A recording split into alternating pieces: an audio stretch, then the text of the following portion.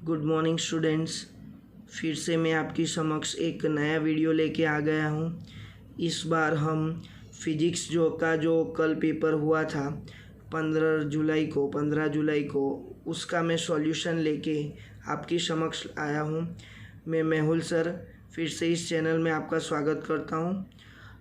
यहाँ पे एक बात मैं आपको बता देना चाहता हूँ कि यहाँ पे मेरे पास पेपर नहीं है, सो डायरेक्टली मैंने आंसर की कोड नंबर 11 जो इंग्लिश मीडियम का पेपर कल हुआ है रेमेडियल का 2021 15 जुलाई को, तो उसका मैंने आंसर की यहाँ पे मैं आपको शो कर रहा हूँ। सो आप अपनी जो क्वेश्चंस है वो उसे यहाँ पे देख सकते हो कि कौन सा आंसर करेक्ट है।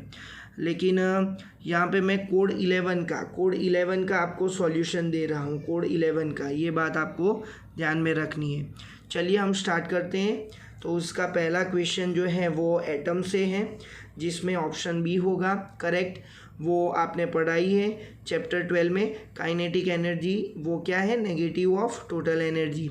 दूसरा क्वेश्चन है अगेन चैप्टर नंबर 12 से, एटम से, जिसमें लाइमैन सीरीज आती है।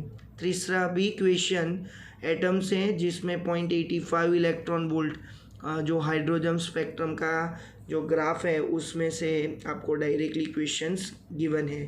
तो ये 3 क्वेश्चन चैप्टर 12 के एटम्स के थे। नाउ फोर्थ क्वेश्चन की ओर बढ़ते हैं, जिसमें न्यूक्लियस से आपको क्वेश्चन पूछा गया है, जिसमें आपको बताना है कि 2 एलिमेंट दिए थे, उसमें से दोनों में कौन से टर्म सेम है। तो आइसोटॉन्स होंगे वो एक दूसरे के, क्योंकि नंबर ऑफ न्यूट्रॉन सेम है, सो डी आंसर आएगा। फिफ्थ वाला क्वेश्चन भी बहुत सिंपल है, सिंपल फार्मूला बेस्ड है।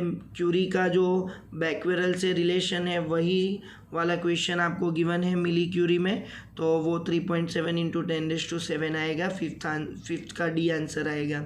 6 में भी again activity based question given है। I/I0 = 1/2 का फॉर्मूला लगा के आप ला सकते हो। तो ये तीनों क्वेश्चन भी न्यूक्लियस से ही थे। ये 7th वाला जो क्वेश्चन है वो अगेन न्यूक्लियस में से ही था, तो उसमें से इस बार ज़्यादातर मार्क्स के कवर हो सकता है। न्यूक्लियस में 4 क्वेश्चन पूछे गए हैं। जो 7th है उसमें 56 आंसर आता है। नाउ 8 क्वेश्चन, जिसमें इलेक्ट्रॉनिक्स सेमीकंडक्टर इलेक्ट्रॉनिक्स का है चैप्टर नंबर 14 का, जिसमें आंसर ए है, number of electron equal to number of holes. और जब 9 क्वेश्चन के बारे में हम सोचते हैं तो वो भी चैप्टर 14 का ही है, जिसमें आंसर सी आता है। उसका आंसर आप अपने क्वेश्चन पेपर 11 के कोड में देख सकते हो। नाउ 10th नंबर का क्वेश्चन जो है वो चैप्टर 1 में से कोलम्बियन फोर्स का ही सिंपल फार्मूला आपको लगाना है, जिसका आंसर है -10⁶ KE²। बहुत ही सिंपल सा सॉल्यूशन है।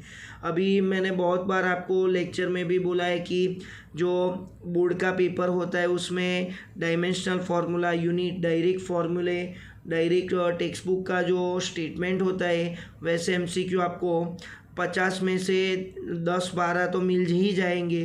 तो वैसा ही एक क्वेश्चन 11th है, जिसमें डी आंसर आएगा। इलेक्ट्रिक फ्लक्स का MLT आपको पूछा है। 12 क्वेश्चन के बारे में आपको क्वांटाइजेशन ऑफ इलेक्ट्रिक चार्ज के बारे में फंडामेंटल लगाना है, जिसमें बी आंसर आएगा। 13वां क्वेश्चन है वो थियोरेटिकल है, जो भी आपने पढ़ा है अपनी टेक्स्ट बुक में वो है H2O, वो परमानेंट डाइपोल मोमेंट का एग्जांपल है। 14 भी इक्विपोटेंशियल सरफेस का है, जिसमें नॉर्मल आता है। 15 एनर्जी वाला क्वेश्चन है again from chapter number 2, very easy question, Q delta we direct formula है। 16 वाला क्वेश्चन है वो उसके 2 आंसर मुझे करेक्ट लग रहे हैं, क्योंकि जो भी क्वेश्चन है वो उसमें मेंशन नहीं किया है कि इलेक्ट्रिक डाइपोल जो एक्सटर्नल इलेक्ट्रिक फील्ड के पैरेलल है या नहीं।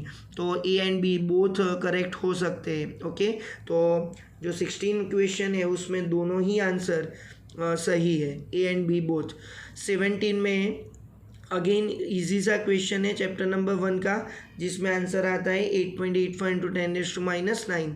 सॉरी, ये चैप्टर नंबर 2 का है। C = ε0 A/d आपको वो कैलकुलेट करना है। Again from the text book ये आपको गिवन है। 18, 19 और 20 और 21 जो 4 क्वेश्चन है वो चैप्टर नंबर 3 के हैं। 18 वाला क्वेश्चन तो हर बार पूछा जा चुका है कि करंट को इंक्रीज करते हैं तो रेजिस्टेंस क्या होता है, कांस्टेंट रहता है। ओम्स लॉ को आपने पढ़ा ही है। 19 वाला क्वेश्चन भी बहुत सिंपल है, पैरेलल कॉम्बिनेशन ऑफ रेजिस्टेंस के बारे में पूछा है तो वो R/100 होगा। 20 के बारे में भी आपको टेक्स्ट बुक में ये वाली थ्योरी गिवन है जिसमें पावर लॉस के बारे में उन्होंने कुछ थ्योरी दी है। तो यदि आपने प्रॉपर पढ़ा होगा तो 20 वाला क्वेश्चन भी टेक्स्ट बुक में से ही है जिसमें आपको जो पावर लॉस है उसका फॉर्मूला निकालना है। ओके, तो P = I² R लगा के आप ये डिराइव कर सकते हो जिसमें आंसर A है। और 21 में पोटेंशियोमीटर आएगा, वो भी थ्योरेटिकल क्वेश्चन है।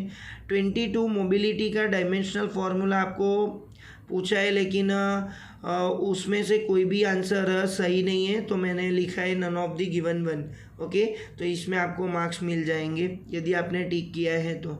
23 में C आंसर आएगा। अगेन 4th जो चैप्टर है आपका उसमें से ये क्वेश्चन है। B सेंटर μ0 Ni/2a, जहाँ वहाँ पे A है वो रेडियस है आपके जो रिंग की, तो उसमें आप वैल्यू पुट आउट करोगे तो आपको डायरेक्ट आंसर मिलेगा।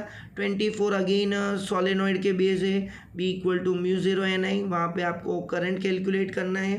25 वाला भी थियोरेटिकल है, चैप्टर 4 में से ही है जिसमें अट्रैक्ट एंड रिपेल आंसर आएगा। 26 वाला जो क्वेश्चन है जिसमें 60 डिग्री आंसर आएगा वो 5th चैप्टर का है। अगेन 5th में से एक थियोरेटिकल क्वेश्चन पूछा गया है जिसका आंसर 0 आएगा। 28 के बारे में भी थियोरेटिकल क्वेश्चन है जिसमें आंसर D आएगा। 29 चैप्टर नंबर 6 का है जिसमें वेबर पर सेकेंड आंसर आएगा, वो बहुत ही कॉमन सा फंडामेंटल है। EMF का जो आपका बेसिक फार्मूला आपको पता होगा dφ/dt - (n)dφ/dt, तो उसी हिसाब से आप पता कर सकते हो कि उसका यूनिट वेबर पर सेकेंड होगा। और उसके बाद E = BVL लगा के 30 वाला क्वेश्चन है जिसका आंसर आप C मैच कर सकते हो। तो 1 to 30 हो गए। अभी आगे बढ़ते हैं 31 में अगेन AC जनरेटर के बारे में आपको पूछा है। ये अगेन 10th स्टैंडर्ड के बच्चों को भी आएगा, तो ये मैकेनिकल टू इलेक्ट्रिकल कन्वर्ट करता है। 32 वाला जो क्वेश्चन है वो भी बहुत ही ईजी है क्योंकि उसमें आपको क्या मेंशन किया गया है, तो उसमें आपको पावर P = V²/R फार्मूला लगाना है तो 484 आपको आंसर मिलेगा। अगेन ऑल्टरनेटिंग करंट के बारे में जब हम सोचते हैं तो मैंने आपको बताया ही है कि ये चैप्टर थोड़ा हार्ड है बायोलॉजी के स्टूडेंट के लिए, लेकिन बहुत ही इजी क्वेश्चंस इस चैप्टर में से आते हैं। तो इसका आंसर है XL/R means ω0L/R, Q factor का फॉर्मूला आपको पूछा है।